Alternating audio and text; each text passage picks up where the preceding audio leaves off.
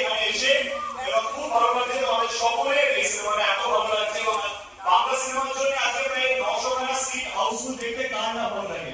খুব গর্ববোধ হচ্ছে। Thank you so much. আমি খুব বেশি